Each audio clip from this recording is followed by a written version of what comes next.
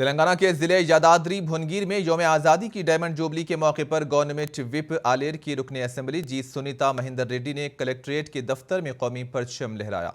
इस मौके पर पुलिस की सलामी भी ली, कौमी तराना भी गाया गया। गवर्नमेंट विप व रुकने असेंबली जी सुनीता महेंदर रेड्डी ने यौम आज़ादी की तकरीब से खिताब करते हुए तेलंगाना हुकूमत की जानिब से जिले में अंजाम दिए गए तरक्याती कामों पर रोशनी डाली। इन्होंने तेलंगाना हुकूमत व जिले की तरक्की के कई एक स्कीमों को रूबा अमल लाया है।